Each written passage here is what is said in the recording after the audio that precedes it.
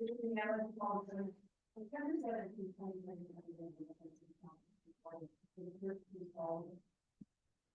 Pro Tem Alan Gotthelf, Present. Councilmember Brendan Elwood, Councilmember Mark Jocelyn, Present. Councilmember Heather Colon, Here. Councilmember Christina Rustick, Present. Councilmember Susan Torgerson, Here. Councilmember Errol Tremolata. Here. All are present with the exception of Councilmember Elwood, Your Honor. Thank you very much. Will the clerk please lead us in the flag salute?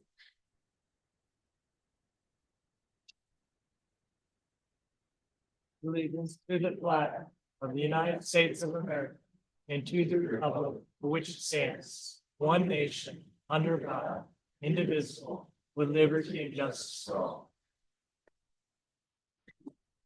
Okay, welcome everybody. Thank you for being here, whether you're online or in person. It's wonderful to have you here. Let's see, we will now move on to consent agenda. We have 7 items on our consent agenda. Can I get a motion?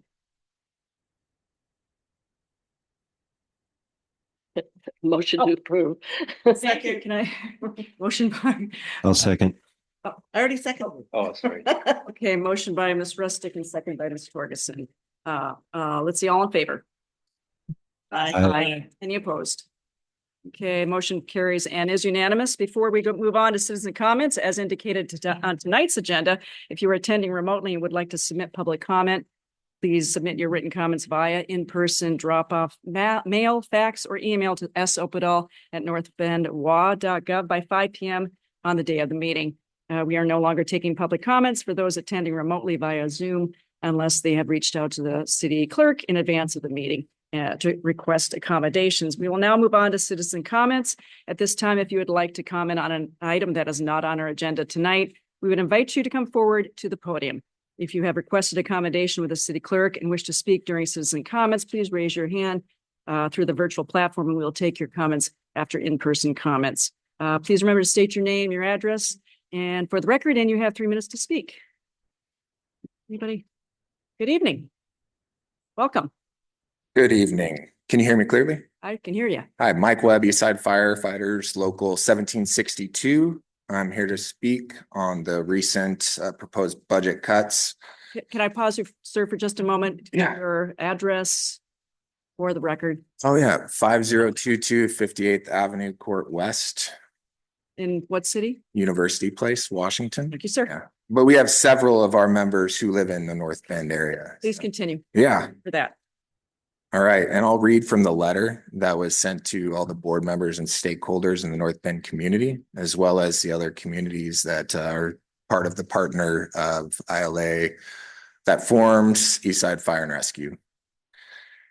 Local 1762 is deeply concerned about the recent directive from Eastside Fire and Rescue Board that has forced Chief Lane to potentially cut critical medical, fire suppression, and support staff services. This decision undermines the safety and effectiveness of our community response, and it directly jeopardizes the safety of our firefighters who are already stretched thin. We operate under a tight budget that is significantly lower than other comparable agencies. Making do with outdated tools, equipment, and apparatus cannot continue. Further cuts will only compound these challenges and compromise both public safety and the well-being of those who risk their lives daily. This course of action is reckless, short-sighted, and ethically indefensible. As a union, we are not only committed to our members, but just as important, we are dedicated to ensuring the safety and welfare of the communities that we serve. This shared responsibility defines who we are and the values we uphold. The recent directive poses a direct threat, not only to our ability to protect the public, but also to the safety and health of our union members. Let it be clear, this directive will be met with the full strength of our membership, supported by the union's collective resources and financial backing. We will not hesitate to pursue all available legal avenues to challenge these actions, ensuring that the rights and safety of our members, as well as the community we serve, are protected. Thank you. Sir. Anybody else wish to comment? Or come to the podium? No? Anybody online for us tonight? Not at this time. Okay, thank you. We will now move on to commission and committee reports. Let's start with Mark Jocelyn, Community and Economic Development, please. Thank you, Your Honor. The Community and Economic Development Committee met earlier today for its regular monthly meeting in the adjournment room here at City Hall. On the agenda was conversation about a development agreement for properties at the 1300 block of North Bend Way. And potential, how supportive the city might be of some of the asks of the developer. Emergency shelters and the North Bend Municipal Code amendment were covered to comply with state law and update to match current zoning regulations set by the state. A professional services contract for Mountain to Suns Greenway was discussed and will be coming before us. We got an update on current projects and the comp plan, which also is queued up for our consideration over the next month or two. And we were updated on the Meadowbrook Prairie Loop Trail grant project at Tollgate Farm Park. Thank you, Your Honor. Thank you, Mr. I'm Johnson. sorry, Meadowbrook Park. Oh, thank you, Mr. Johnson, for that fine report. I believe, Errol, you're stepping in for Brendan for Finance and Administration. Thank you for doing that. Sorry to Yep. Errol. All right. We met on September 10th in the adjournment room. Went through a number of items, a couple that were on the consent agenda tonight, local investment pool update and a blanket order purchase orders. We also discussed the contract for utilities rate study for water, sewer, and stormwater, which we'll be talking about later this evening. And also reviewed the personnel manual update from staff and discussed the refinancing of the Meadowbrook ULID bond, which we'll be continuing discussing prior to the October 1st council meeting. Thank you, Mr. Tremolata. Ms. Rustick for Public Health and Safety. Please provide your report. Yes, thank you. The Public Health and Safety Committee met September 3rd. We received an update from the fire update and talked about wildfires and specifically the report was there's been 62 local calls since July 1st with no fireworks injuries. And then we had a police update, which included staffing, both hiring and retirements. And we specifically discussed the current resource officer position at Mount Si High School and the plans to try and fill that position, which was vacated unexpectedly at the beginning of this year.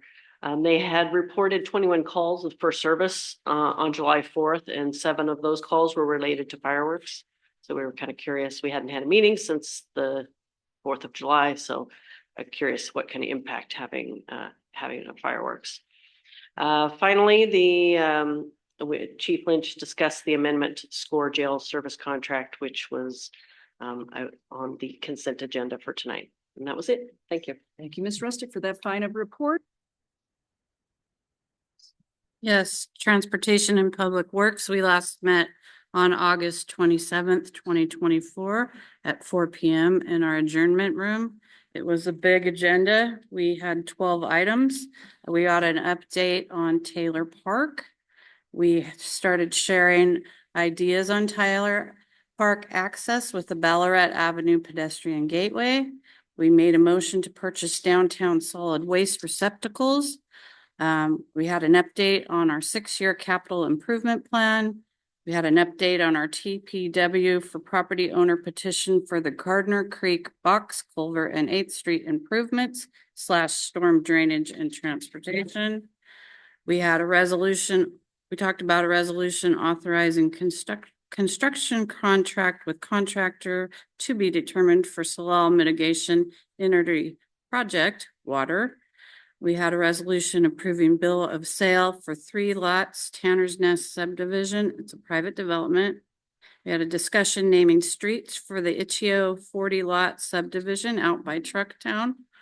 And motion authorizing engineering services contract with PH Consulting for 2025 sidewalk caps project transportation.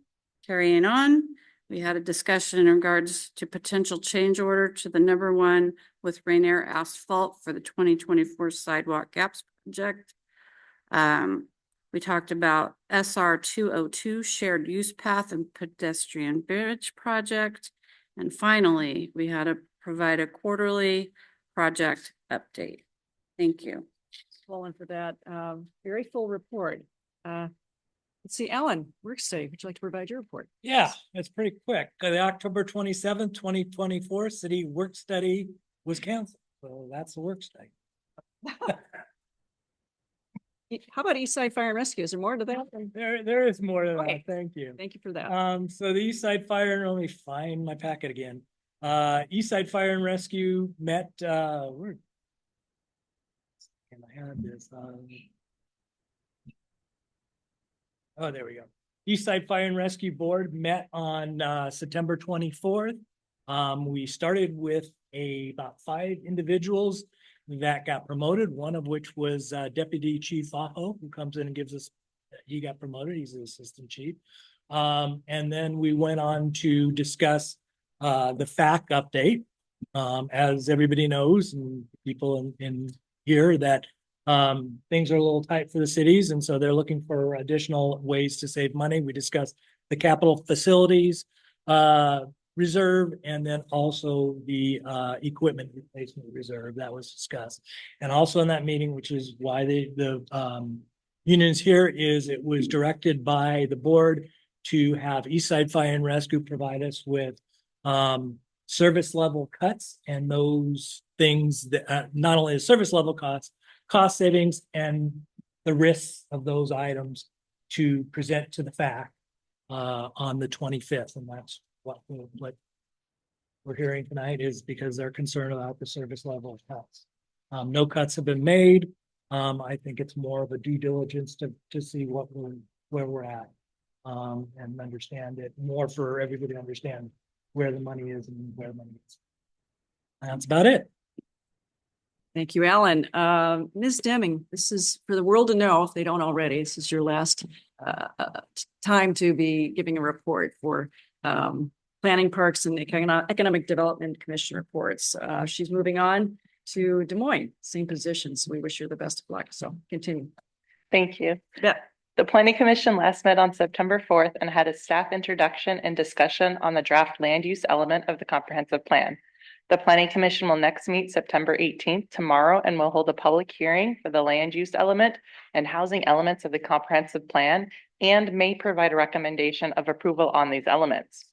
The Park Commission did not meet in August, but hosted a parks outreach booth at the North Bend Farmers Market on July 25th and August 15th to inform the public about parks-related projects in the planning process, as well as the shoreline access plan and ADA transition plan surveys the city is conducting. The Parks Commission will next meet on September 25th and will host an open house on the city's shoreline public access plan being prepared by the city's consultant. They will also discuss images for use on the new garbage and recycling cans for the downtown, and help coordinate for the 2024 Arbor Day recognition plan for November 1st. The Economic Development Commission met on August 22nd and received an update about the redevelopment opportunity and preliminary survey results for 302 West North Bend Way, the former gas station next to the poorhouse. In addition, the commission received an update about the 230 Main affordable housing project. The commission will next meet September 26th. Thank you. Thank you, Ms. Deming. Now on to regional committees. Does anybody on council have anything to provide tonight? Ms. Ferguson, looks like you do. Yeah, let me get my glasses. Okay. On September 11th, we went to the PIC meeting at Mercer Island, and we discussed new guide for enhanced urban tree protection in King County. Also, regional board and committee appointments were discussed.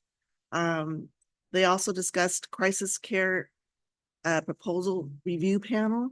And then they're really trying to encourage people to go for nominations this year, because everything in the SEA is going to be ending. We need to all re-up our nominations. So if you want to be on a committee, you need to raise your hand, so to speak. That was it. Thanks, Susan. Anybody else? Anybody? Okay. Moving on to the main agenda, item number 8, AB 24-095, public hearing and ordinance amending taxes, rates, and fee schedule regarding school impact fees. Ms. Burrell, would you be kind enough to provide the staff report tonight? Sure. Good evening, everyone. Before you tonight is adoption of the revised school impact fees, and that's based on Snoqualmie Valley School District's 2024 capital facilities plan. The city collects these payments with building permit issuance on behalf of the district. And that's for residential units only. Single-family rates went up slightly to $10,187.76 per unit, and multifamily went down very slightly to $61.7035. These new rates are effective beginning January 1st, 2025. The slight change to the fees is due to very minor changes that the district is seeing in their student generation rates. And Assistant Superintendent Ryan Stokes is here as well to answer any questions that you have. Thank you, Ms. Burrell. Council, do you have any clarifying questions for Ms. Burrell? Yeah. I'm curious about what the change was in the student rates. Are they going up, down? Be curious. We'll pass it to the expert here. Good evening, Ryan. Good evening, Ryan Stokes, Assistant Superintendent of Snoqualmie Valley School District. Let me get to my student generation rate slide so I make sure I'm telling you the right info.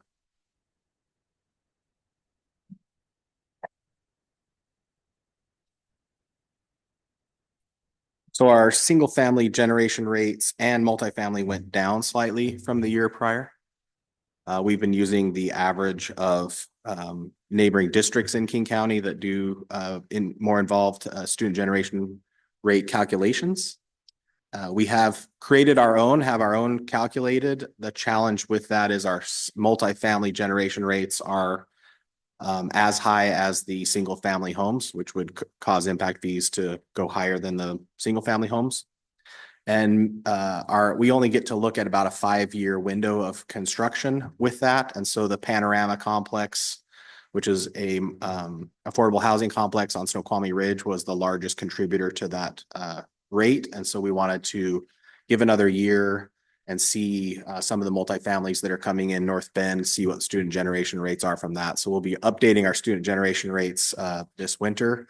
And then the board will consider whether or not to continue to use King County averages or whether or not to use our own. So slight change in the student generation rate. The other change in the fees is driven by assessed valuation changes. There's a tax credit in the formula that's driven by assessed valuation. And so depending on what King County does with AV, changes that tax credit. Thanks, Ryan. Yeah. Do we have any, can you stay up there for just a moment to answer questions if there may be any? Yeah. Any questions for council? Yes. Yep. Ms. Morgan. I was trying to figure out how you guys calculate this. I mean, I was looking at all these pages and I really can't figure out how you come up with these numbers. The calculation, if you have the capital facilities plan in front of you, and the calculation is by statute, King County kind of guides that calculation. Page 21 and page 22 is the impact fee calculation. If I can try to summarize it, yes, it is a little bit complicated and hard to understand. To summarize it, you take the cost of your projected buildings that you are going to build in the next 6 years. And you divide that cost by the number of students that school will create, and that is a cost per residence. And then there are credits that reduce that cost. One of those is what I mentioned, a state match credit. So if we receive funding from the state, we reduce the impact fees from that. The major credit is a tax credit. So you give credit for the next 10 years of taxes that new home will be paying for school taxes. And then King County's statute, which is adopted by the cities, also requires a local share. So there's a 50% discount after all that is done. And so you take the cost per residence, tax rate reduction, 50% share, and that gives you the impact fee. So it's formulaic and kind of within the statute. And so we kind of work on the cost of the schools and try and understand how many students come out of the homes. And then the tax credit is really based on interest rates at the time of the annual update, assessed valuation, and tax rates. So very few inputs on our side, and the rest is just the mathematical formula. So when this impact fees only happens once when someone when the new home is Is built? constructed, yeah. Okay.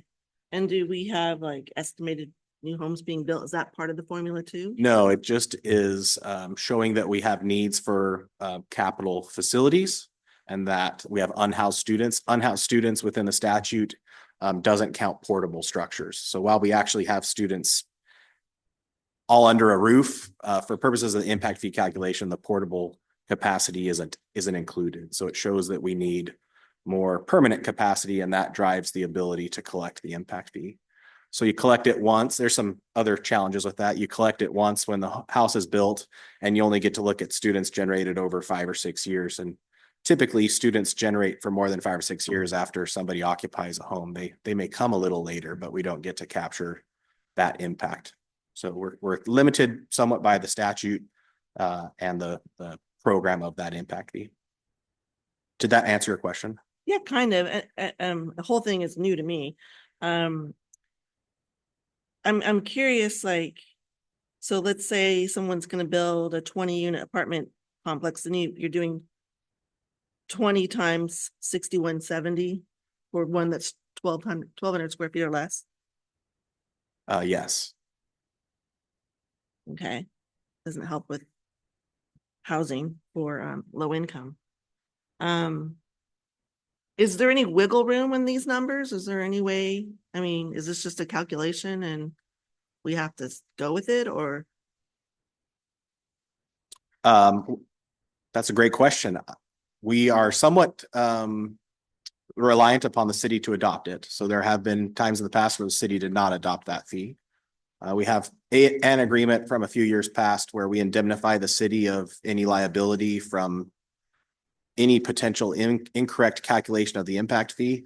And in exchange for that indemnification, we kind of agreed that cities would adopt the fees, but it is up to the council to decide whether or not to incorporate that fee and collect it on our behalf. Okay, anybody else from council have any questions? Unless your legal wants to say differently, but was that okay? Okay. Sorry. Oh, you're fine. Once again, any questions? I'm missing anybody? Around? No? Okay, thank you, Ryan, for your time and your efforts. Thank you very much. Very welcome. Thank you again. We will now move on to public hearing. A public hearing on an ordinance amending the taxes, rates, and fee schedules regarding school impact fees is now open.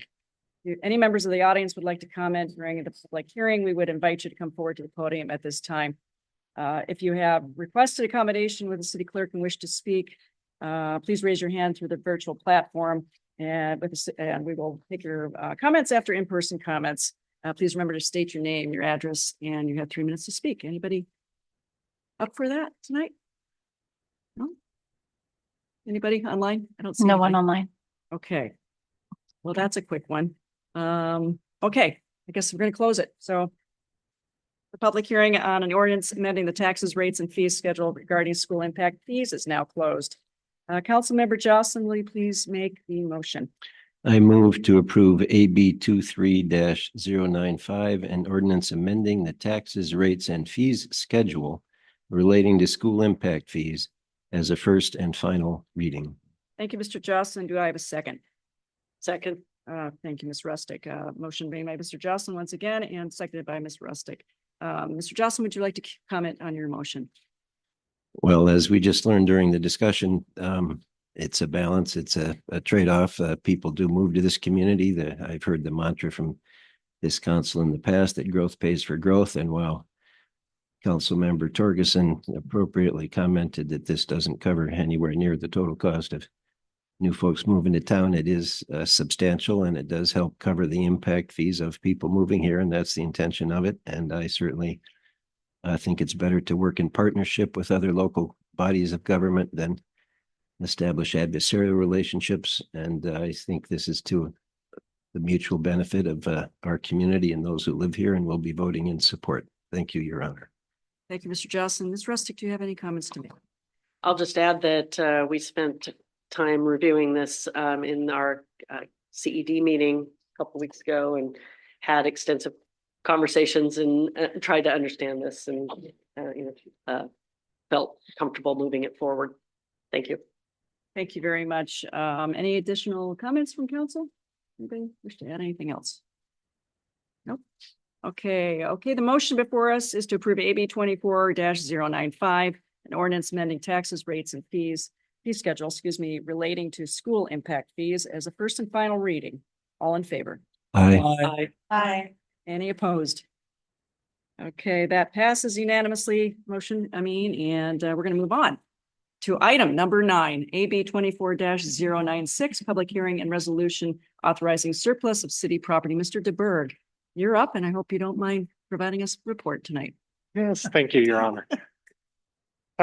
So as the mayor just stated, this item declares certain personal property and equipment surplus to the needs of the city and authorizes its disposal.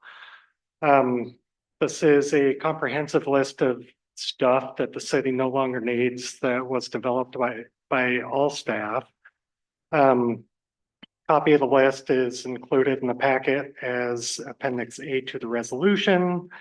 And the bulk of this stuff is equipment, mechanical and electrical equipment that was removed from the wastewater treatment plant during the high priority improvements projects, phases 1 and 2.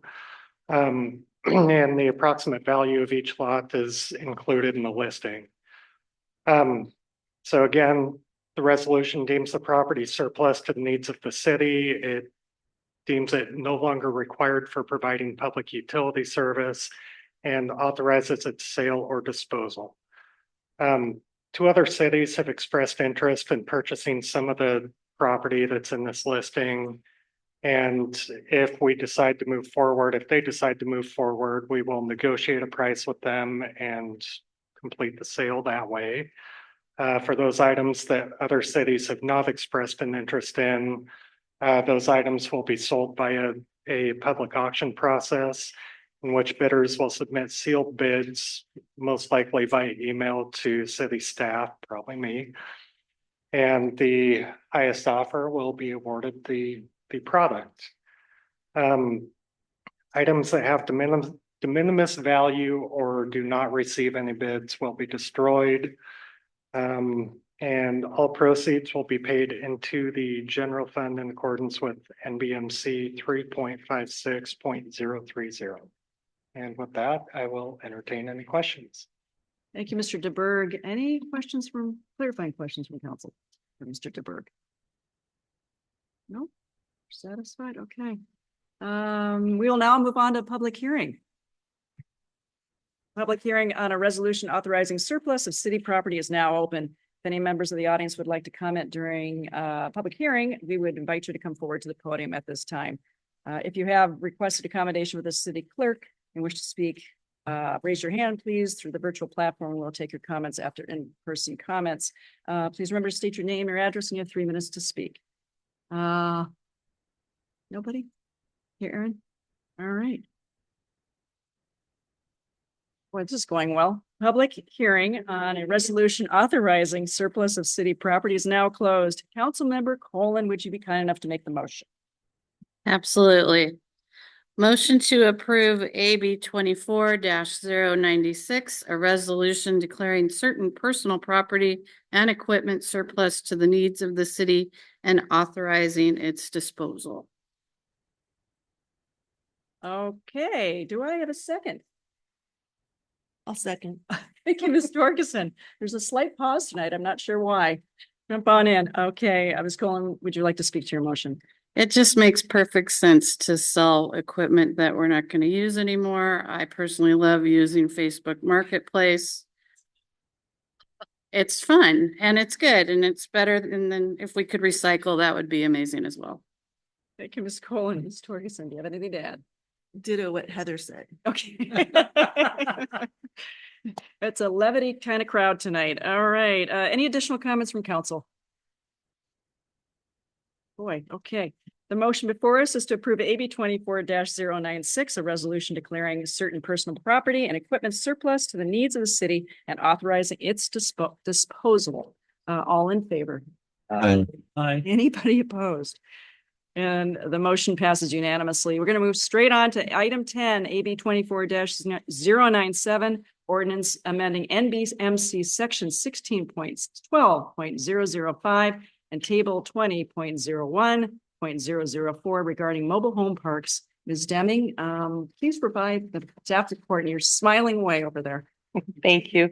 The city of North Bend is proposing amendments to North Bend Municipal Code, section 16.12.005, plans, preparation and filing, and to update table 20.01.004, tables of development permits and approvals to follow state recommendations to decrease times for permit project review in accordance with SB 5290.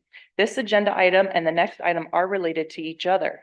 SB 5290 calls for project review timelines by staff for certain land use applications, and if those timelines are not met, the city is required to refund up to 20% of the application fees to the applicant. In order to not be subject to those penalties, the city may adopt some measures provided by the legislature, which had a menu of items. One of which includes adopting development regulations, which only require public hearings for permit applications that are required to have public hearings by statute. After review of our development regulations, we found that only one permit type where we were requiring a public hearing, which the state does not require a public hearing for, was mobile home parks. This proposed ordinance amends the municipal code for proposed mobile home parks to be approved by the community development director and not by a hearing examiner. All other land use and design requirements have remained. This amendment is to ensure consistency with RCW 36.70B.160 by removing the public hearing process that is not statutorily required and expediting the review process. I'm happy to answer any questions you may have. Ms. Deming, council, do you have any clarifying questions for Ms. Deming? Okay, if any members of the audience would like to comment on this agenda item, we invite you to come to the podium at this time. If you have requested accommodation with the city clerk and wish to speak, please raise your hand through the virtual platform and we will take your comments after in-person comments. Please remember to state your name, your address, and you have 3 minutes to speak. Aaron, all quiet on the virtual front. Okay. All right, Councilmember Jocelyn, will you please make this motion? I move to approve AB 24-097, an ordinance amending North Bend Municipal Code sections 16.12.005 as a first and final reading. And thank you. Do you have a second? Second. Oh, thank you. Mr. Rustick, thank you for that. Mr. Jocelyn for the motion and Ms. Rustick for the second. Mr. Jocelyn, would you like to speak to your motion? This is housekeeping as much as anything. And it certainly makes sense to bring efficiency and a little bit of local and in the local permit review process. Thank you, Mr. Jocelyn. Ms. Rustick, do you have anything to add? Nothing to add, simplifying a process. Always good. Okay, any Thank other you. council members wish to comment? Okay. Motion before us is to approve AB 24-097, an ordinance amending North Bend Municipal Code sections 16.12.005 and table 20.01.004 as a first and final reading. All in favor? Aye. Aye. Any opposed? Motion passes unanimously. Thank you, everybody. Moving right on to item number 11, AB 24-098, resolution establishing actions of compliance with SB 5290. Ms. Deming, once again. Thank you. looking to you. As mentioned with the previous item, SB 5290 concerns local permit review processes and especially timelines, and to avoid the financial penalty if staff is unable to meet the timelines on land use applications. The city must adopt 3 project review provisions that are intended to provide prompt, coordinated review and ensure accountability to applicants and the public. The first was the previous item on the agenda, amending its land use permitting codes to only require public hearings for permit applications that are required to have a public hearing by statute consistent with the RCW. Second is the Director of Community and Economic Development is authorized to contract for on-call permitting assistance for times when permit volumes or staffing levels rapidly change as provided under RCW, and if funds for such assistance are in the approved city budget for which we already hold on-call contracts approved by council to assist with plan review. And third is the Director of Community and Economic Development is authorized to set reasonable fees as approved under the RCW. Those fees will be set to charge the city's actual costs to process applications, inspect plans, and review plans. The city historically has charged for actual costs, and passage of this resolution and will specifically adopt actual costs as reasonable fees under this RCW. Again, for which we already collect the actual fees and charge our actual costs and already meet this requirement. These steps, through approval of this resolution, protects the cities from potential financial penalties related to compliance with SB 5290 permit review timelines until its next comprehensive plan update after January 1st, 2026, at which time the city will need to either adopt additional measures or adopt its own plan review timelines if it is not meeting the required timelines. So again, with adoption of the last item and the other two items, which we already do, we are protected from the financial penalties under 5290. I'll be happy to answer any questions. Fantastic. Thank you so much. Council, do you have any clarifying questions for Ms. Deming? Nope. Okay, if any members of the audience would like to comment on this agenda item, we would invite you to the podium at this time. If you have requested accommodation with the city clerk and wish to speak, please raise your hand on the virtual platform and we'll take your comments after in-person comments. Erin's shaking her head over there. Please remember to state your name, your address, and your 3 minutes to speak. Seeing nobody? Okay. Councilmember Johnson, you're having a busy night. Motion to approve AB 24098, the resolution establishing actions for compliance with SB 5290. Second. Okay, Mr. Johnson, your teaming. Love it. Housekeeping again, to hear someone say that it's protecting us from potential financial penalties. It seems hard to not be in support of such action. And I will be voting in favor. Thank you, Your Honor. Thank you, sir. Ms. Rustick, do you have anything to add? I do not have anything to add. Thank you. Very good. Thank you. Thank you both. Council, do you have any comments you wish to add? Nobody? Okay, the motion before us is to approve AB 24-098, a resolution establishing actions for compliance with SB 5290. 5,290. I don't know. Just having a moment with my numbers. All in favor? Aye. Aye. Opposed? Okay, passes unanimously. Thank you, everybody. We're moving over to item number 12, AB 24-099. Motion authorizing contract with FCS Group for water, sewer, stormwater, and GFC rate study. Mr. Chaw, I believe you have the staff report ready to go. Great, thank you, Mayor. Thank you. As Councilmember Tremolata mentioned at the beginning, this item was heard before the Finance and Administration Committee meeting on September 10th. For the listening public, the city operates a water, sewer, and stormwater utility. Between the 3 utilities, we provide services to over 7,500 accounts and generate approximately $14 million in annual revenues. Under state law, utilities are to operate as a business enterprise.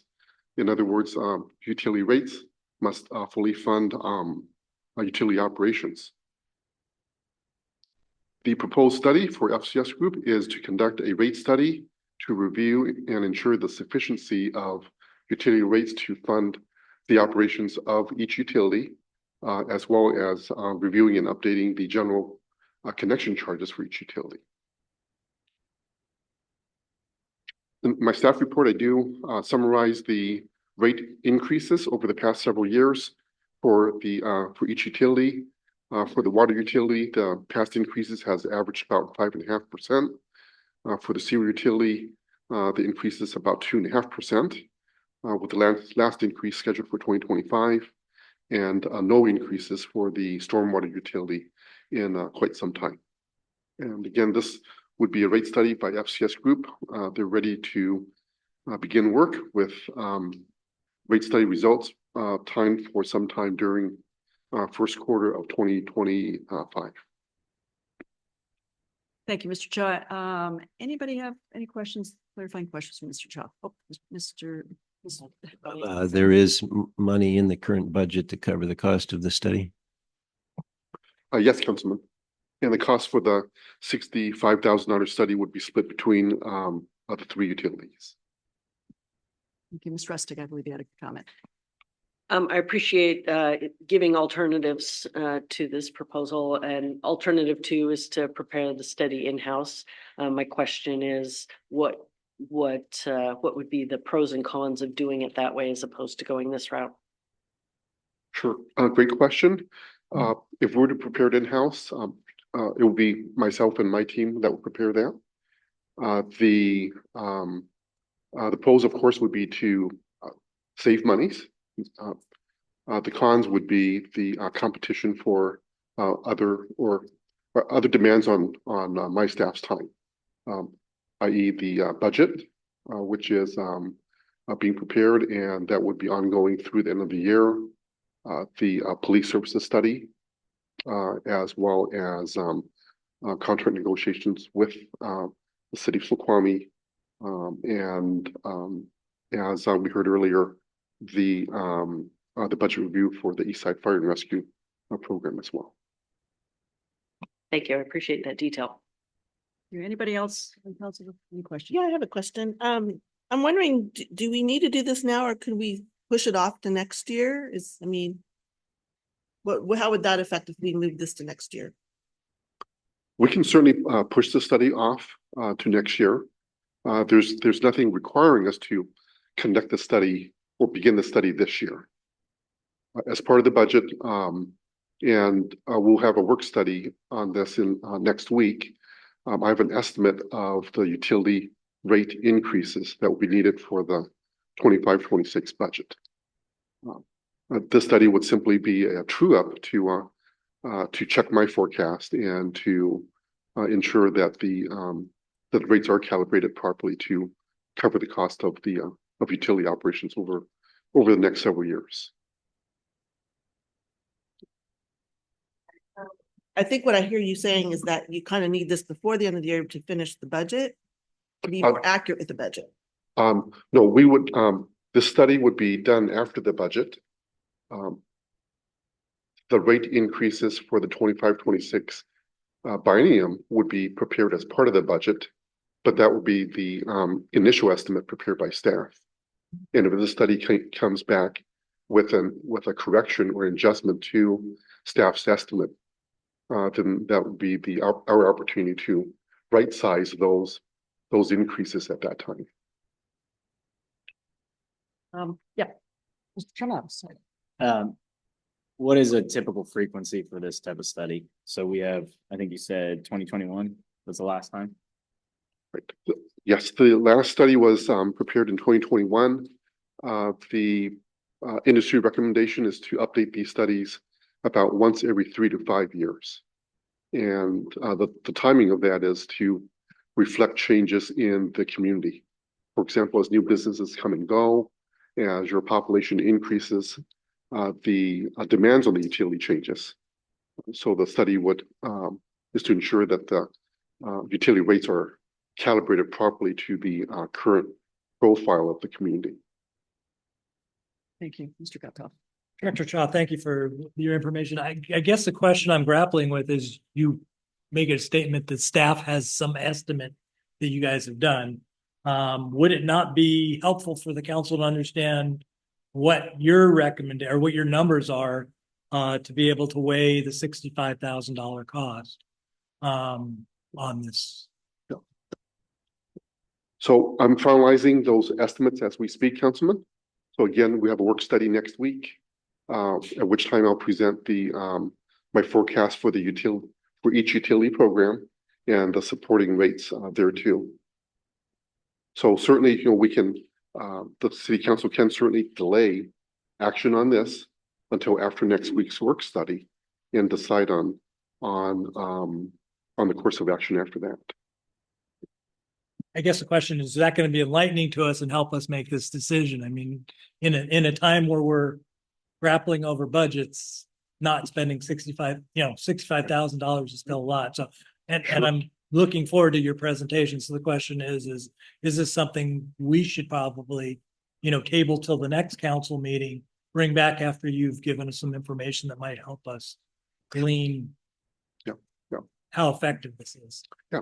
So, I think it'd be fine to table this to the next meeting. In terms of the rate increases for the 3 utilities, not to give away the punchline, Councilman, but for the water utility, I'm estimating that The increases will be in line with historicals that you see here on page 188. The sewer utility would be fairly similar as well. Stormwater is going to be different because we haven't raised rates for that utility in quite a while. There's going to be a bit of a adjustment that we're going to need to consider to get that utility back on the right track. Thank you, everybody. Anybody else? Heather, do you have any? No? Okay, if any members of the audience would like to comment on this agenda item, we would invite you to come to the podium at this time. If you have requested accommodation with our city clerk and wish to speak, please raise your hand, virtual platform. But I'm going to cut to chase. We have nobody, correct? No, okay. I hope that's legal. Okay. All right, Councilmember Tremolata, will you please make that motion?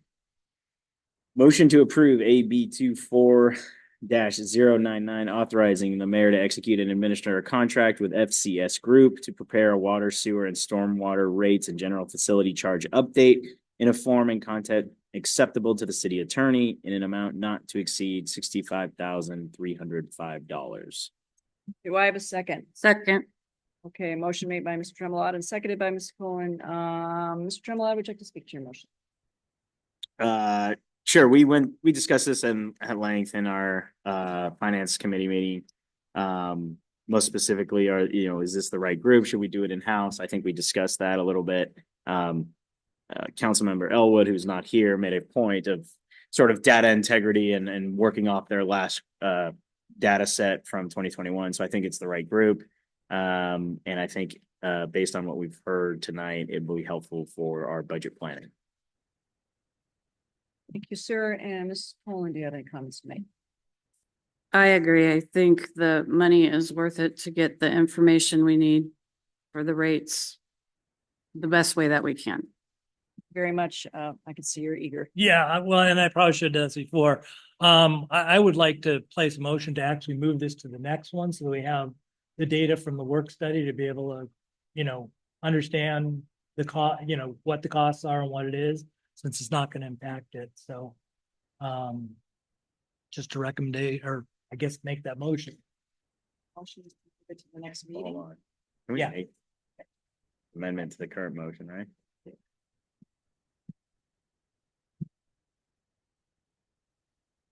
Like to clarify, is it thank you, I didn't touch it. Motion to postpone to the next regular city council meeting. And I just wanted to make sure so we don't have any rescheduling issues. No. The work study happens before the next city Yes, council meeting. yes. And I believe I think the work study is next week. Yeah, so it'd be yeah. And that would give more information to make an informed decision based on the conversations we had. if I hear your motion correctly, it is a motion to amend the current motion on the floor, motion to amend and postpone AB 240992, the October 1st city council meeting. Yes, that is the motion. Thank you. Thank you. Point of information, there's no amendment, right? It's just to postpone the motion to the next meeting. Thank you. Yes, you were correct. It's just a motion to postpone to a date certain. That date certain is October 1st. And I'll second it. Yeah. Okay, thank you for that. Thank you again. Mr. Gottoff, would you like to speak to your motion? I think, and some of the information that Director Shaw mentioned, that there's going to be some information that's going to help us be pertinent to get an understanding of, spending the 65,000. I think it's we should do a due diligence to see that. I truly believe that we need to have the rate study, but numbers would be important to hear so we can justify it. Thank you for that. Ms. Rustick, would you have any comments to make? I don't have anything else to add. I agree. That's. Just wanted to have a point of clarity that on the motion, we are moving to the subsequent next council meeting, not a specific meeting. Under parliamentary procedure for a motion to postpone, it should be to a date certain. Okay. It could be the next regular city council meeting. That is a date certain under the city code. But I believe the motion before you that was seconded is October 1st for that regular city council meeting. Okay. I believe that would be the next council meeting. Correct. Any other council members wish to? Mr. Jocelyn? I have no objection to postponing it till our next regular meeting, especially given the insights of the finance director who sees no harm. I would not be in favor of postponing it. I think current numbers and making projections would be helpful to us, but I'm willing to support the motion to postpone. Thank you. Okay, the motion before us is to postpone the motion to the AB 24099 October 1st City Council meeting. All in favor? Aye. Aye. Any opposed? All in favor? Okay, we're moving on unanimously. Okay, our last final tonight is, where am I? AB 13, AB 24-100 resolution authorizing development agreement with Middle Fork Property Development LLC. Mr. Henderson, would you like to provide that report for us tonight, please? Great. Thank you, Mayor and council members, and good to see you all this evening. Thank you again for the special council meeting on September 10th to discuss this development agreement.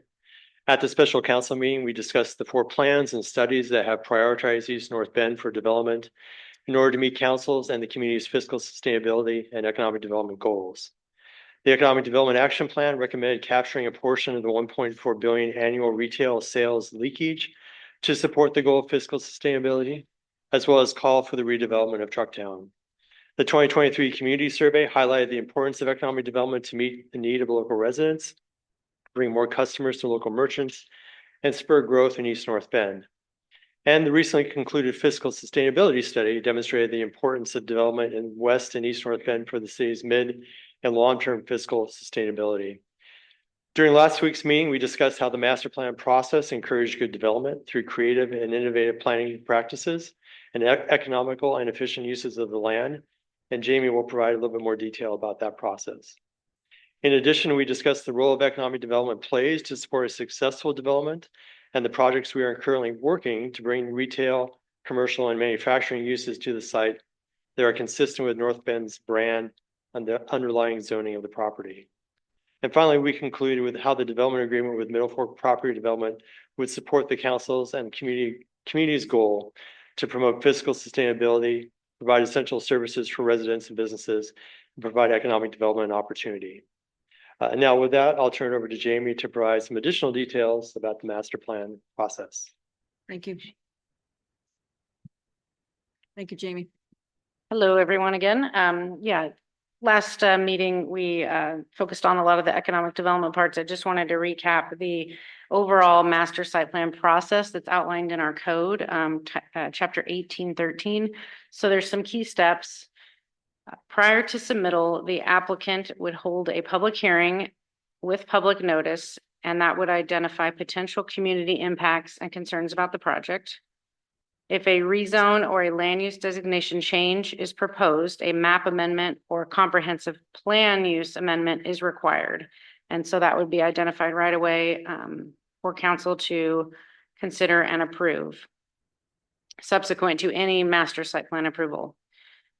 The minimum land area is 10 acres for master site plan approval. It's valid for 5 years, and it's vested to the codes at the time of the approval unless they're not identified in the master plan. It is the current code that is on the books. There's no changes proposed. That would relate to design standards, stormwater standards, street standards, parks, landscaping, everything.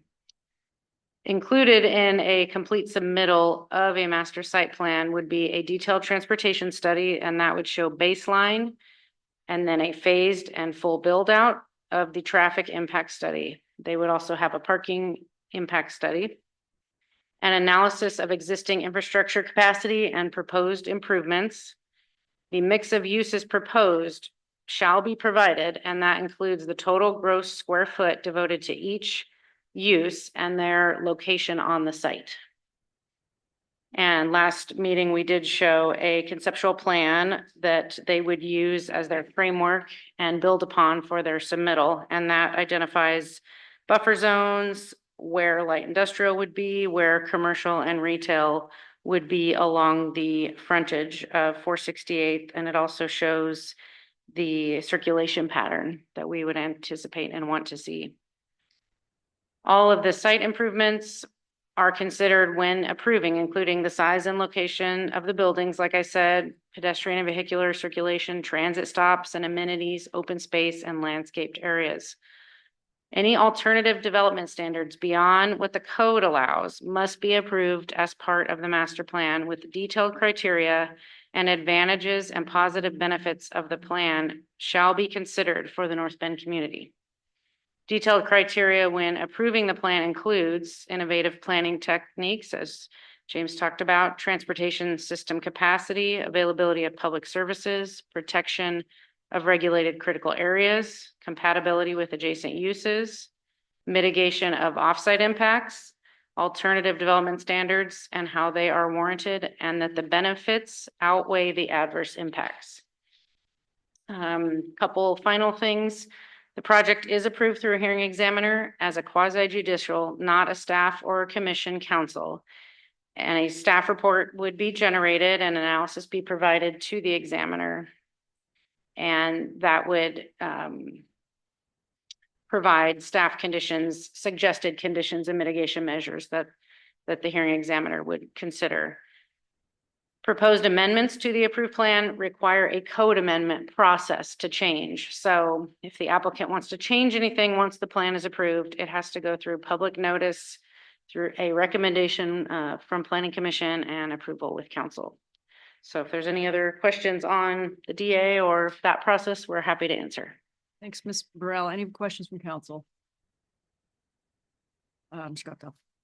So clarify this, unless there is a change in what use they want planning or some change in our design, it would not come before the council, it would come before the hearing exam. Correct. To set up the master site plan process itself, that approval? Yes. Yeah. Okay, so once, if this goes through tonight, the council would not see it unless there was a change That's in correct. Planning or design. In zoning or a comprehensive plan change, then you would see it right away. What if they made change to our I guess we have, design plans and types of material and that type of stuff in the system. I know that there was some concern because there's another development that was done recently that was concerned it didn't follow some of those standards. And I think that's a concern. And how can we ensure that those are being followed? So our design standards are administratively approved. They haven't changed for some time. There are, but some of the things that have been built were probably prior to those adopted standards. So we utilize an architect, consulting architect, and we go through every material, window type, eaves, all that stuff. But if for any other project, it would also happen administratively. Ms. Rustic. I was wondering, how common is it for development agreements? And I know this is, you don't have numbers, but for development agreements not to come forward with a master plan. And I ask because we saw one today in CED committee that was quite different project, but different proposal. So is that, which is more common? Well, there are two different processes. The master plan process is newer for us. We kind of morphed our overlay into a master site plan process. So master site plan is only required in certain instances when you have an overlay or when you have a large enough parcel where we really want you to think about it holistically. A development agreement could be for anything. It could be for just a reduction in an impact fee because you're doing Habitat for Humanity. It could be for a utility. It could be for a deviation request in the code. So we see development agreements more often. They have probably more applicability than the master site plan. Through the chair, one way of answering that is, and for a while I was community development director, and when they were overloaded, I took 3 major projects. Unfortunately, one of them was the most litigious we've had, but I thank the planner for giving me that. And in those cases, if you with commercial development, you generally have a binding site plan. And a binding site plan is the way you subdivide commercial property. If there was no development agreement at all, it would never come to you. All of those in the state of Washington, they've depoliticized land use actions. So they go through hearing examiners rather than having the actual plans approved by commissions and councils. That's part of state law. So if you have a subdivision that comes through or a large commercial development where they're subdividing it and they do what's called a binding site plan, it shows the lots, the buildings, everything. Those approvals go to a hearing officer. They always have, and that's the way the law is set up, and all communities follow that process. The hearing officer is generally a land use attorney, and they take testimony just as you do from the public, and they adjudicate and take a look at all of the standards that you have approved that we implement. So if it's a landscape standard or an architectural standard, any of those standards, we have those in the code and we must follow them. Once you adopt them, we follow them. And then the hearing officer will look down the checklist and make sure we followed everything that's in our code. And they also act on all of the record, whether it's the environmental review, and they really cross every T and dot every I and take testimony. Usually they finalize their decision at that hearing. Sometimes they'll continue it if there's some controversy, and then have a final decision either for or against. Sometimes they'll have a decision that requires that some of the conditions be changed. But that's the way these projects are generally done once you get past the development agreement. The development agreement only deals with, it's a contract, and it only deals with the fees in this case, because we're trying to true this up with our economic development plans and incentivize this development to go forward.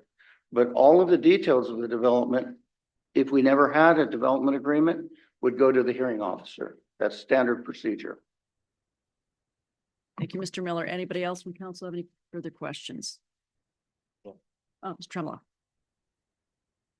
James and Jamie. So to be clear, there are two gates, so to speak, within this DA, right? If the master plan is not received within 6 months, the DA is void. And Jamie, to your point, if the master plan did not conform to our uses and they had to go to examiner, got denied, what have you, the time frame of pulling permits still remains at 2 years. So they're not, in theory, they can't go back and forth and drag this out. They have to perform within that 2-year window, and by performance, apply for full set building permits. That's correct. Anybody else on this?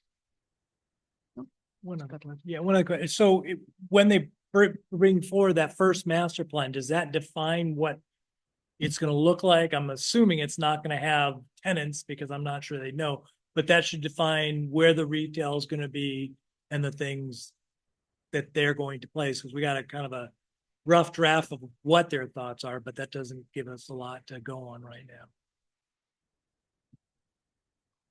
Yeah, they're going to have to perform according to what the code says they have to show in the master plan. I would say to the layman, a master plan is more a rooftop plan. So it shows where parking, landscaping, buildings, et cetera, will go. I find that in my experience of several years that you'll have amendments to that plan in terms of what goes where as the market plays out and they develop pieces of it. I've never seen a master plan stay as it was proposed at the very beginning all the way through the end of the process. There's usually something they come back in for later. And if it requires that they go through the hearing process again, it requires it. So then what is the purpose of master plan if it's constantly changed? Well, the purpose of the master plan is to show you to the best of their knowledge what their intent is. But if you're in the business and you realize that you have to finish a business deal to get a parcel sold or developed, over time, the market changes, and over time, different people come into the picture.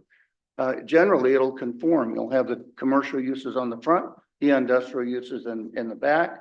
It'll follow the street pattern that we've shown for the project. The buffers will stay the same. We have street design standards for the frontage on the commercial frontage that were approved some time ago by the council when an entry plan for the Middle Fork was approved. And there was a traffic study done then. And also the location of the roundabout was determined at that time. So I think in general, you'll know the commercial uses go along the front, whether it's a In-N-Out burger or it's a sit-down restaurant, could be one or the other. But until you actually do that final deal, you don't know what the brand name of the user will be. Thank you, Mr. Miller. Mr. Jocelyn. So just for clarification, if a landowner brings forward a master plan to city staff and it's conforming, it never comes to council for review or approval. Is that correct? It would not come back to the council for reapproval. No, I don't mean this one. I mean, just in general, we're not in the business of looking and Right. approving master plans. Right. Thank you. Great question. Did I miss anybody? I think I got you all. If any members of the audience would like to comment on this agenda item, we would invite you to the podium at this time. If you have requested accommodation with the city clerk and wish to speak, please raise your hand through the virtual platform. Oh, there you are.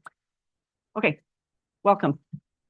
Hi there. Hi there. Kevin Golick, 13705 460th Court Southeast. I live pretty close to this proposed development, so it will impact my future down the road. And I just think the cart is going before the horse on this one.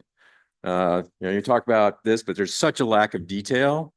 And I think there's a lot of wishful thinking that people are going to sign up and retail is going to come. I worked retail for 25 years, was instrumental in picking a lot of locations for new stores. And it is not that easy to get folks to just show up and come to a location like that.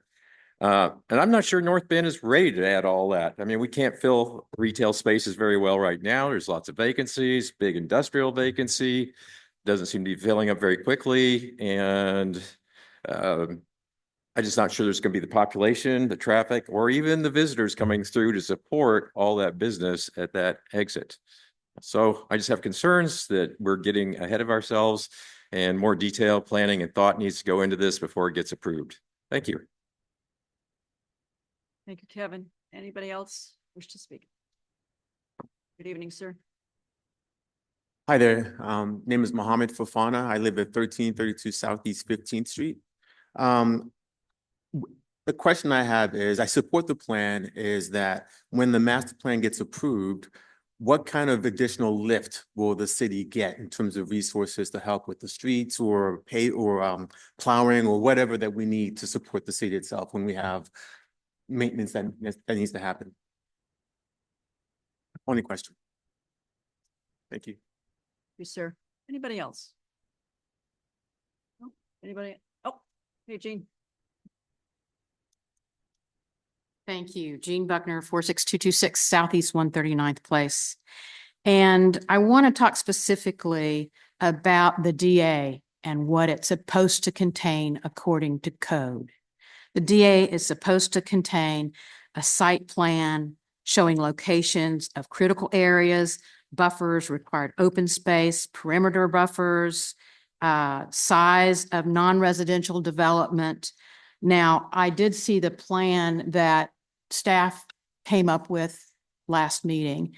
That should have been in the DA. It should be in the DA, not something that staff comes up with after the fact. Secondly, the condition of approval at NBMC 18.27.070 contemplates an actual project. What is this project? Where is this project? The code anticipates an actual project. The DA does not appear to comply with NBMC 18.27.030 either.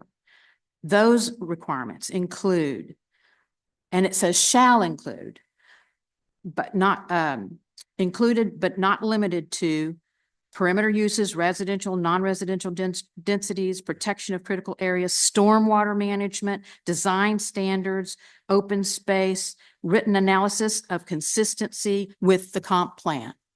Those are required elements of the developer agreement. it doesn't exist in this development agreement. City code, let's see, also in terms of the empty buildings around, the amount of money that supposedly this development is going to generate, where did those numbers come from? I mean, I saw it with some official study, but how do you get 600 jobs and that amount of value from that property other than just looking at paper value? Okay, well, it's now EP2, so it's much more valuable. That's just paper money. As you know, there's a new industrial building on 140th. Beautiful, big, huge building, empty. So I agree. I think this is premature. I think cart is before horse, and that you folks need to slow down and look at these elements that are in your code that are not in this DA. It's a real simple analysis that you guys could do pretty quickly. And that's what I would recommend that you do. Last thing.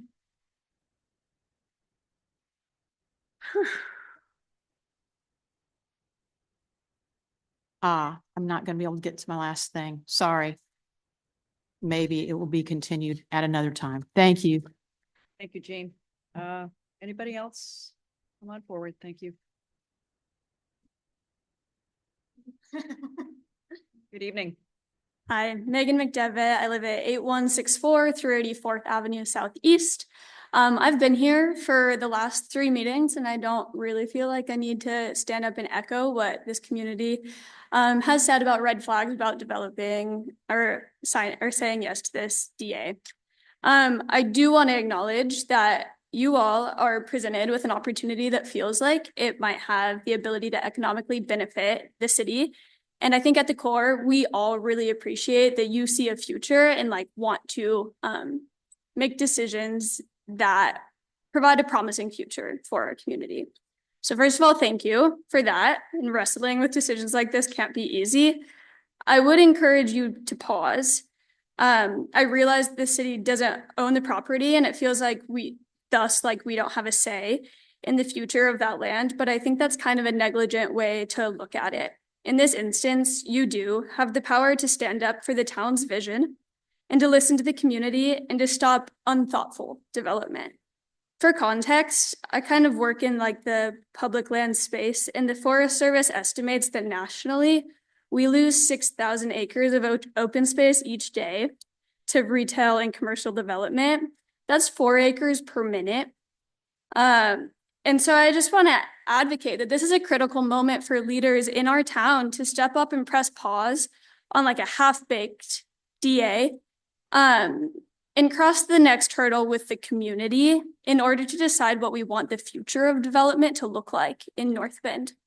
I think if we pause, like it's better to do something like this in this place that we all love, supported by a community and backed by smart local organizations and an incredibly philanthropic like greater Seattle area.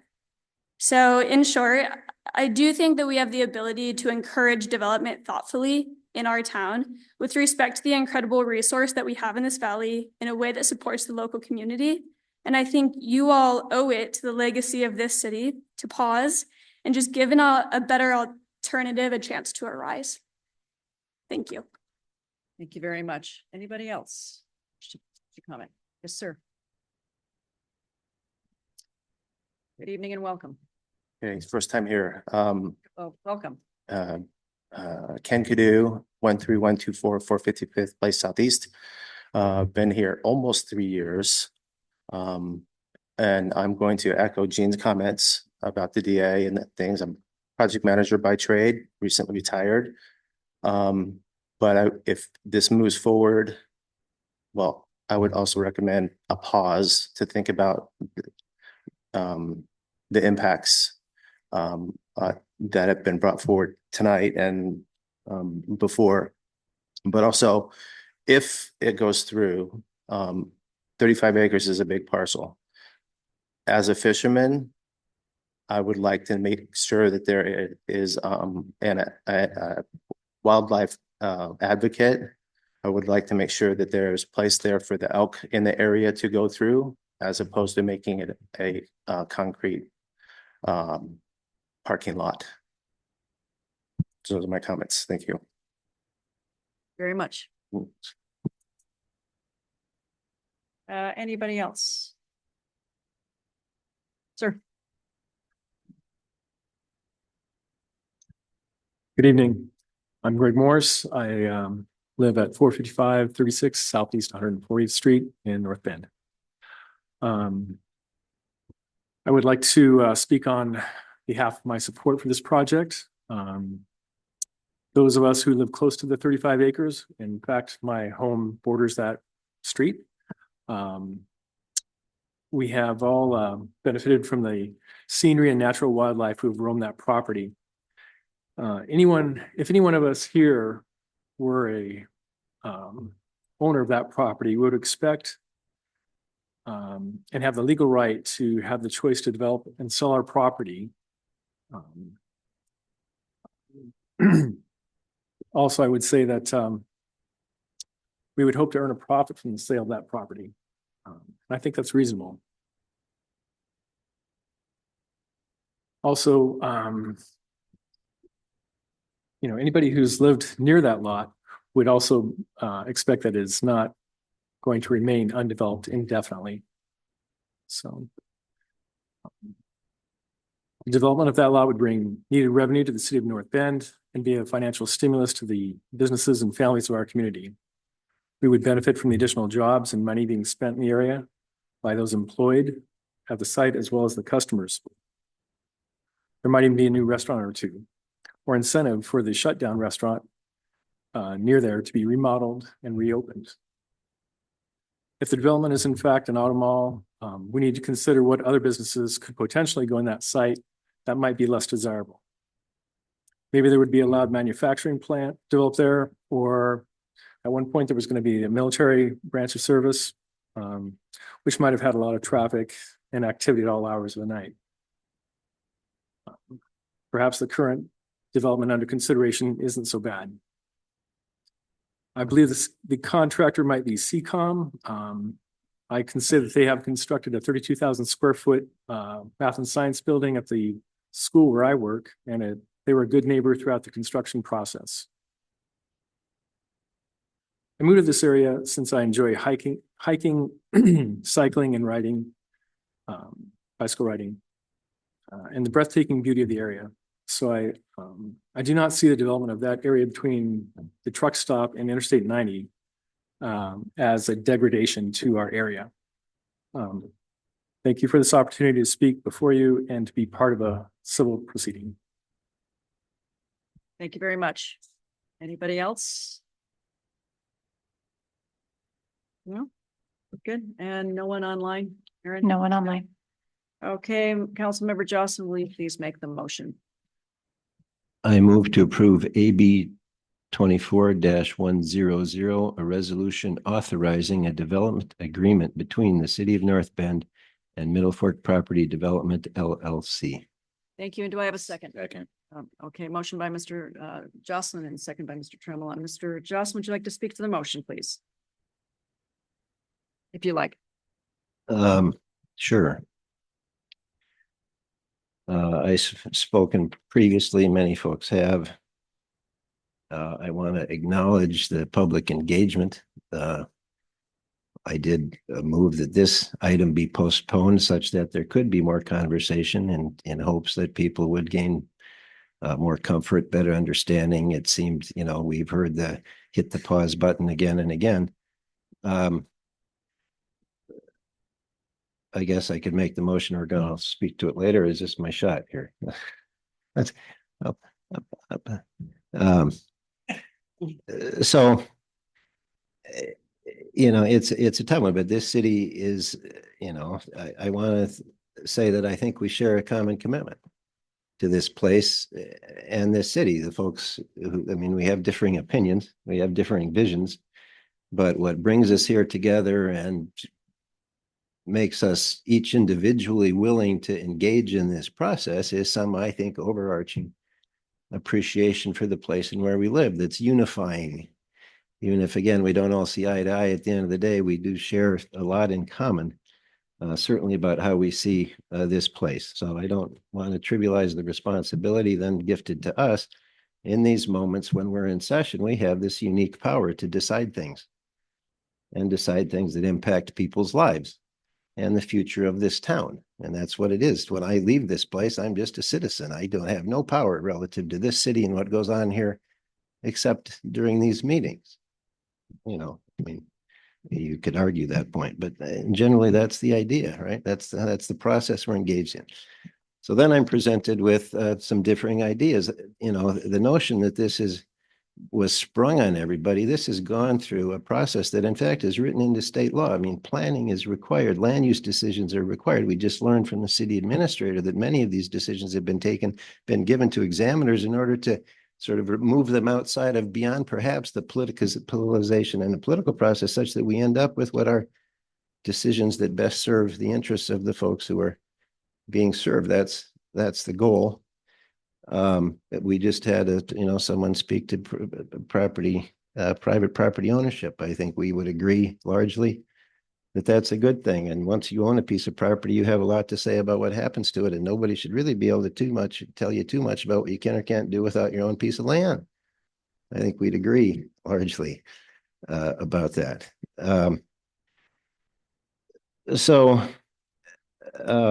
It just so happens at the same time, we're having this conversation about the budget challenges we face.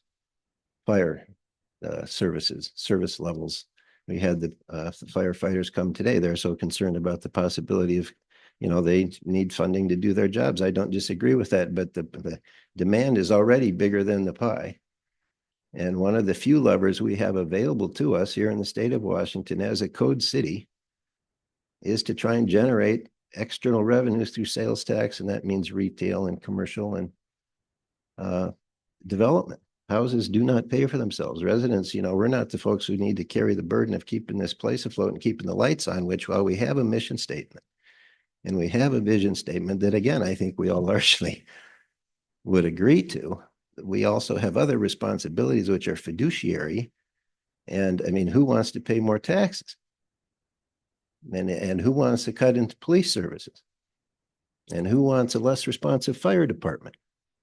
Well, not very many folks. And yet, so we need to pay for those things. And again, one of the ways we have to pay for those is by promoting economic development. And so we pay people. We pay very good people who are really lucky to have working for us, who show up every day and work to put in place things that, yes, incentivize a developer to invest in our community and come with money and take risk. We had another person come up and we hit pause because of what are all the reasons.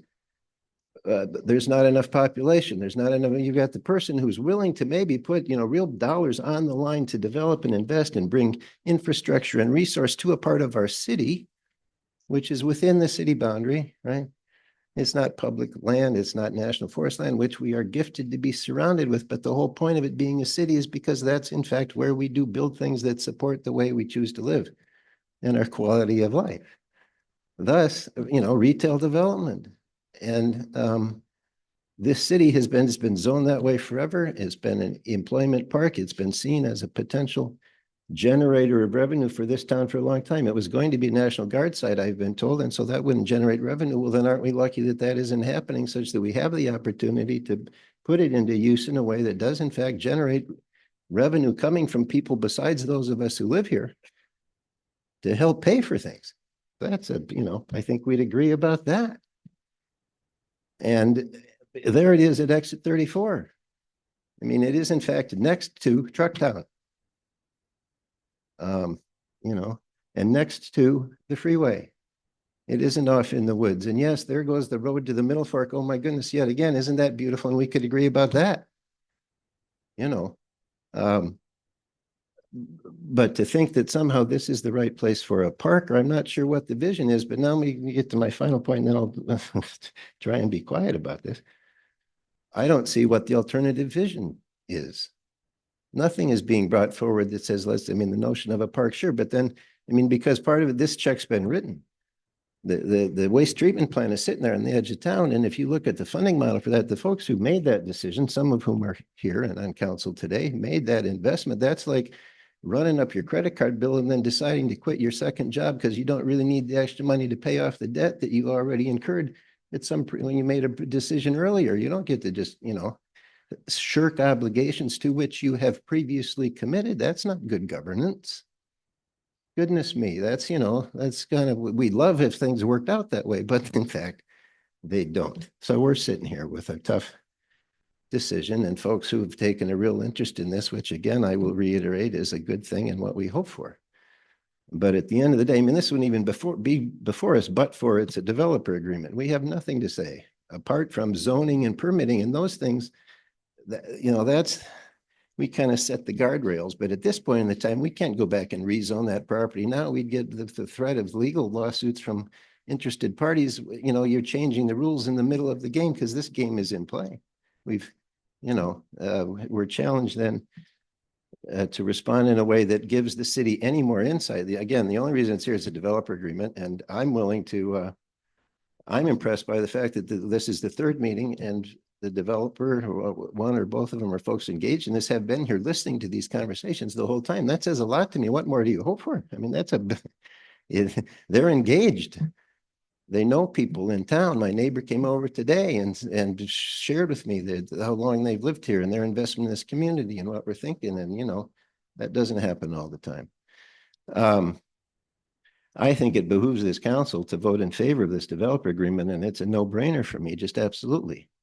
For no other reason than we need to put in place mechanisms that help this town be fiscally sustainable going forward and not end up unaffordable and no place anybody wants to live because the tax structure is so upside down.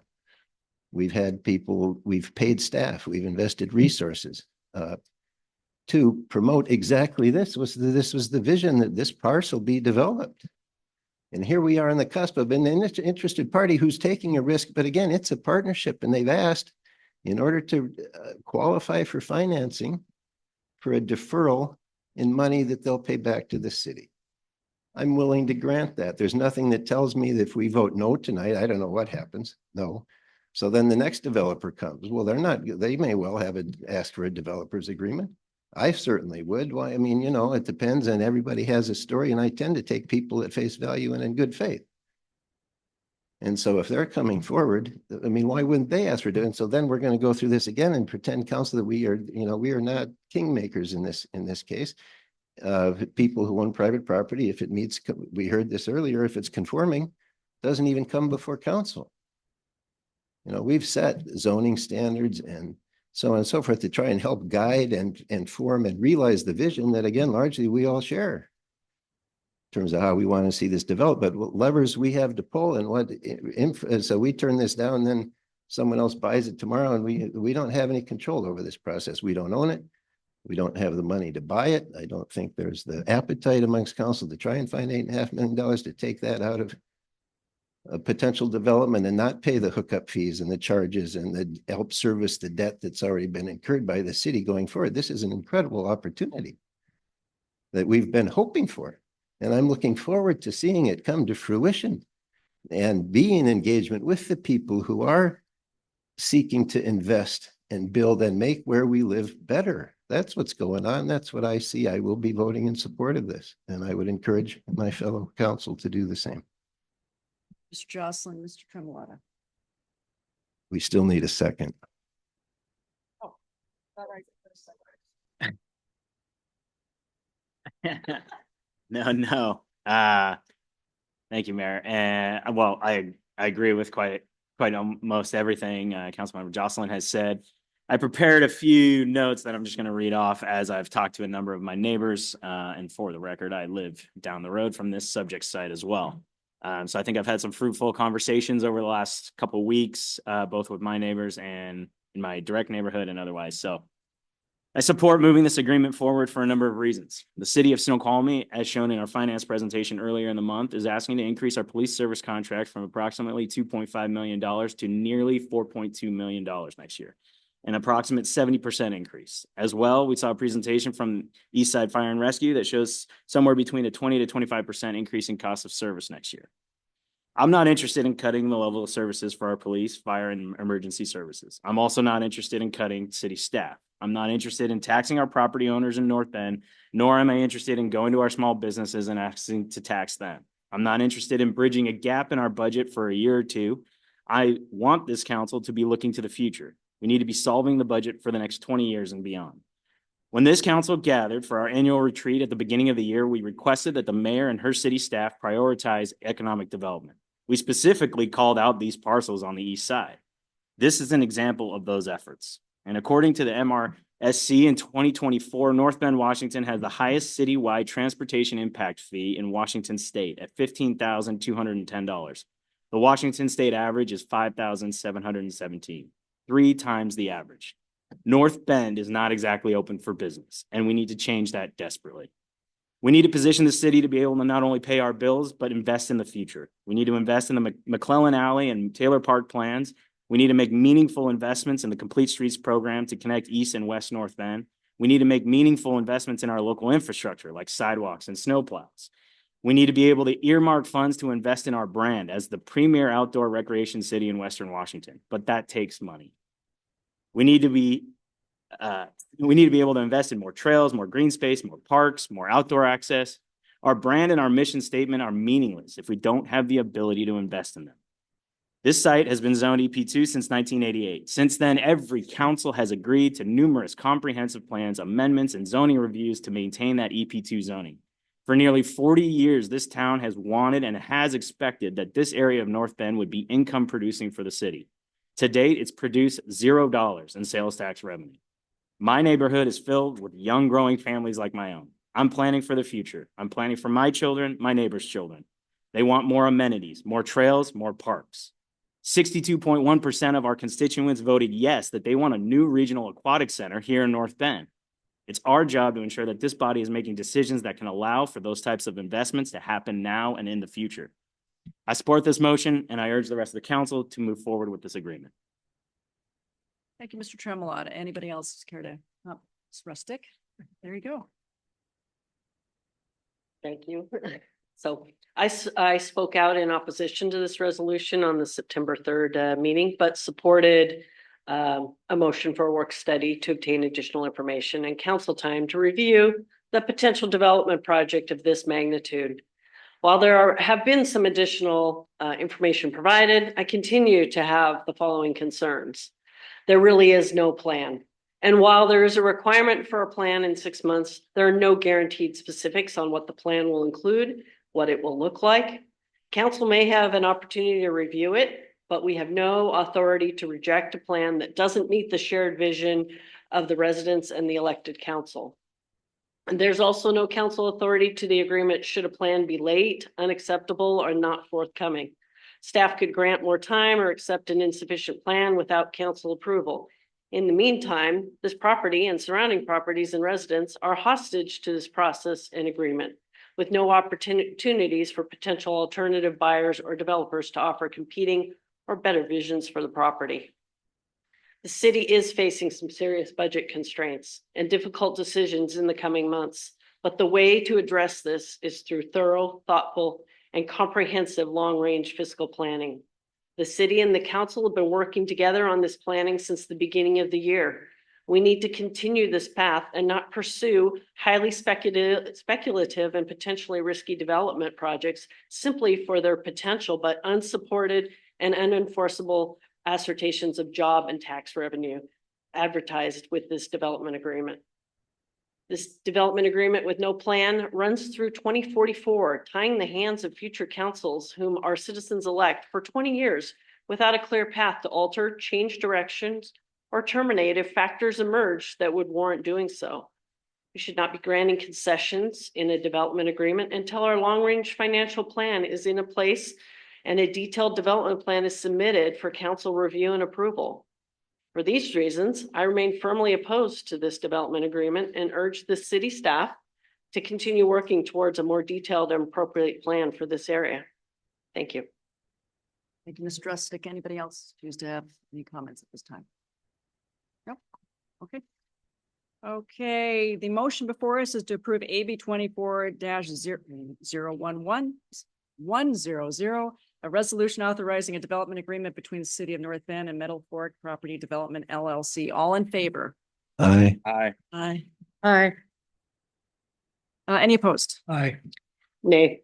So that's 4 against 2. Motion does pass. Thank you, everybody. And thank you to all who spoke for the last few weeks. We will now move on to mayor, council, administrator concerns and initiatives. Dave, let's start with you tonight, if you don't mind. Well, we have I'm sorry. a sad but a special announcement tonight. It is our community development director's last meeting. She will become the planning and building director, I believe, in Des Moines and be moving on. She said one of the things that attracted her to that was the ability to work with the marina and some of the things that we don't have here, which is fun. I've done that myself in the Bay Area. We'd like to give her a little something tonight to thank her for the 4 years of excellent service she's given us. You know, when I worked in Oregon, in Northeastern Oregon, they said, you know, you have a lot of people that come up here from California. I know some of you have. And what they said in La Grande is the only people that we hate worse than the people from California are the people from Portland. So, so you never know which side of that issue you're going to be on, but we lucked out. We got a real winner. She came up here from there, did a fantastic job, and I wish her the best in the future. And we'd like to give you a little gift before you leave. All right. Please come forward. Don't be shy.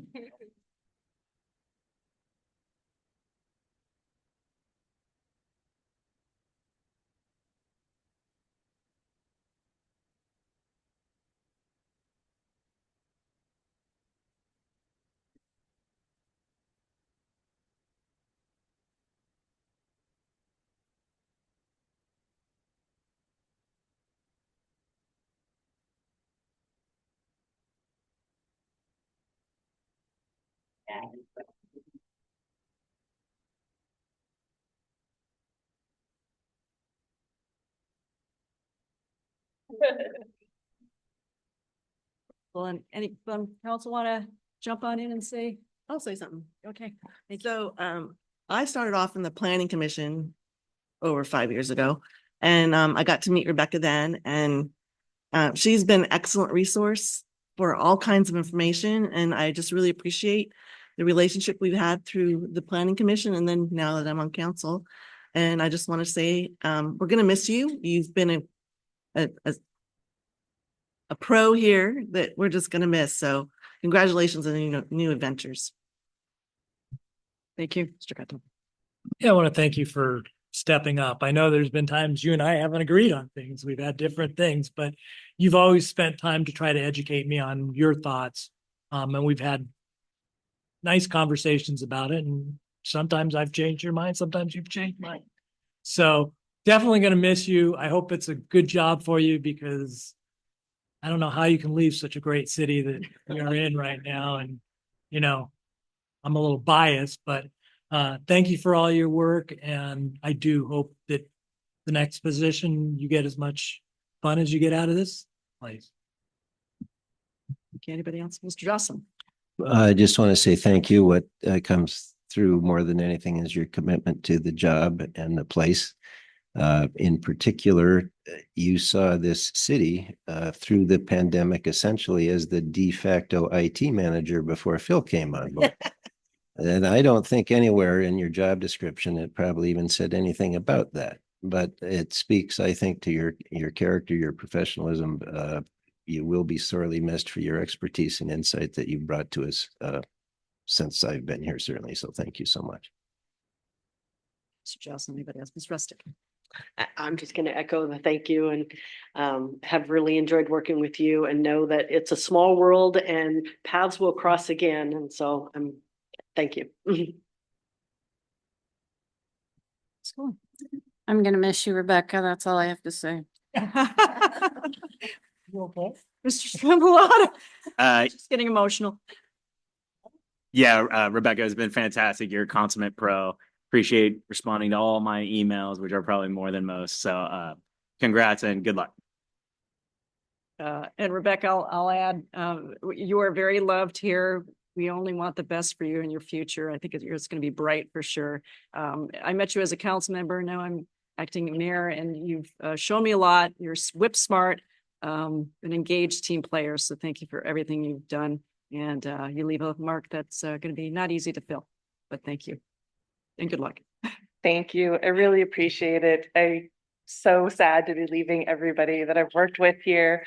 I appreciate the opportunity to relocate here. As everyone knows, moving to the Pacific Northwest was a real goal for me and my family, and the opportunity that North Bend gave me is just, was a big deal for us. And the fact that it ended up being North Bend was, I didn't even know North Bend existed before I came across this position. And I was just so happy that it ended up being here and the people that I work with, and just wanted to say thank you. Thank you. Okay, so I guess we move on to council. Oh, my mind worked up. Okay, and administration concerns. Let's start with Ms. Torgerson, please. Oh, well, I'm gonna miss Rebecca. These are tough times right now. We have some financial challenges that we all have to face, and everybody in their homes are having a hard time, with groceries being expensive. And now we've got all these budgets, and it's not just our town that has this problems all across the United States. So it's going to be difficult what we have to go through in the future with our budgets, and I'm just hoping and praying we find the right combination so everybody's happy. Thank you. Ms. Cohen.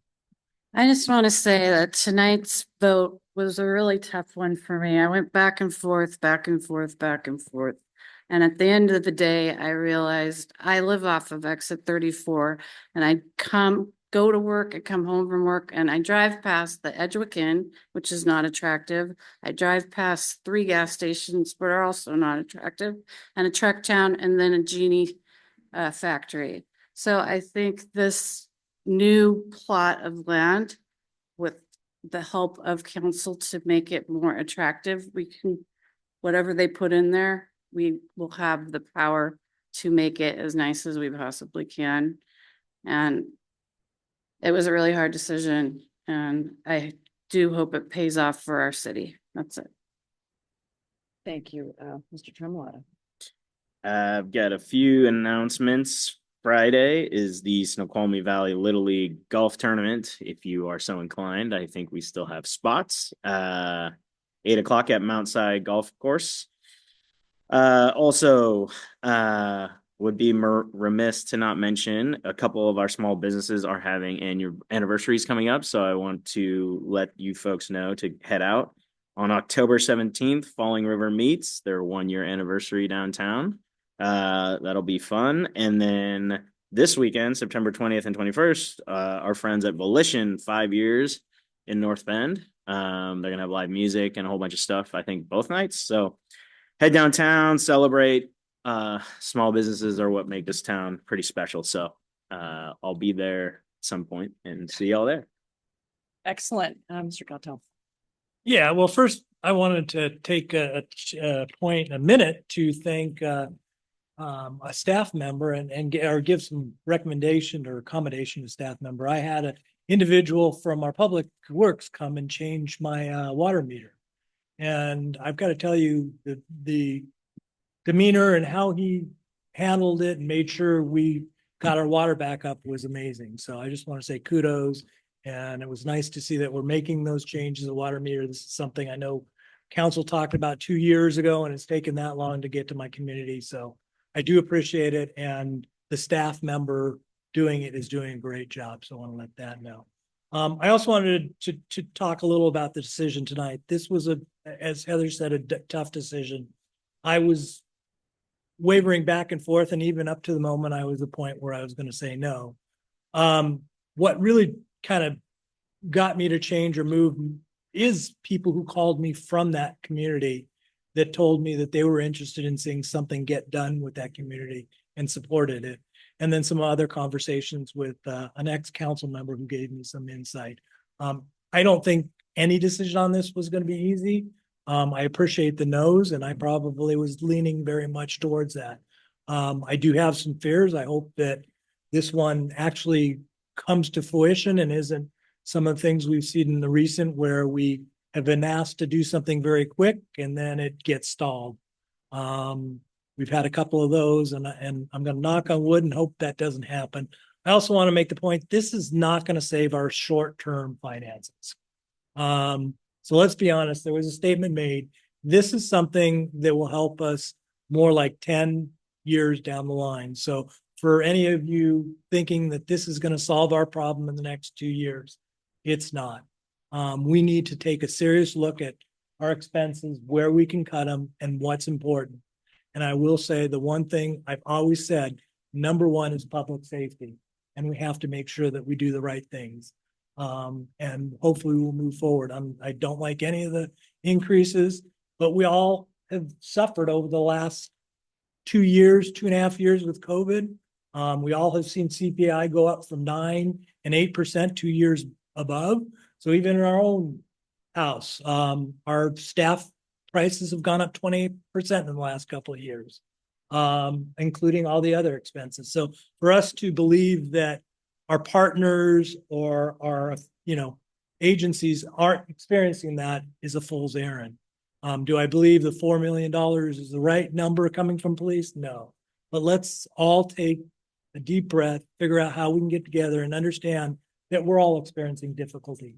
And we have another month and a half to get through this budget season. And I hope we can all work together as council to find what's the right, puzzle to put together, what we have to move the city forward. And thank you to staff and the council, because I believe there was a lot of conversation, a lot of, valid conversations, and I appreciate that. In closing, I think one of the things is I think we have to take a look at our process. I was very concerned by the way this process went down and the way it moved around. And I think council, we need to take a look at how we present ourselves and how we put out dates and move them, because for one reason or another, I don't know what the reason was, but it's not a good look on us to our citizens.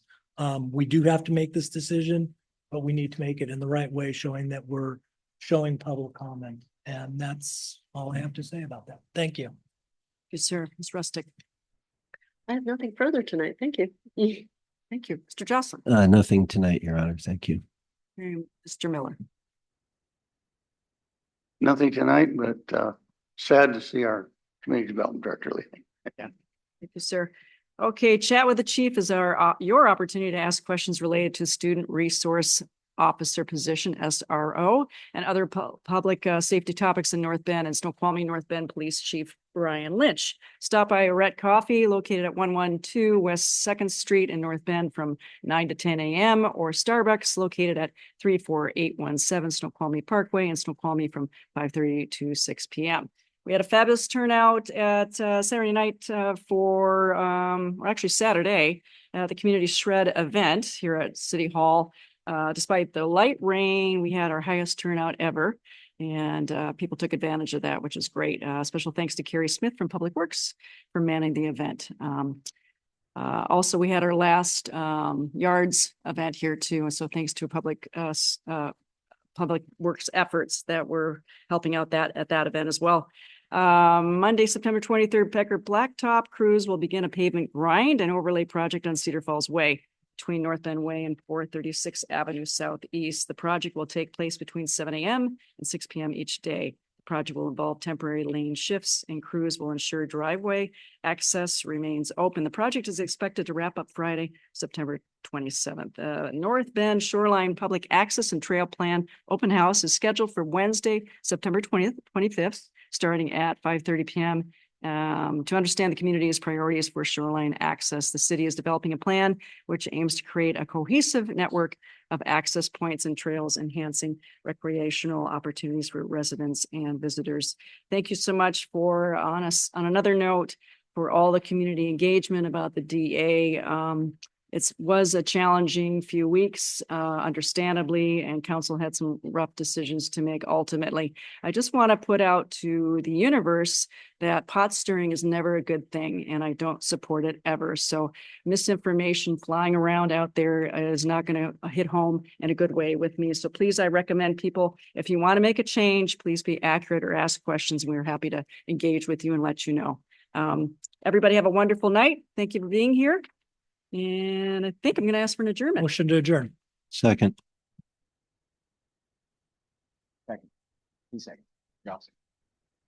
I second the motion to adjourn. Seconded. You're asking?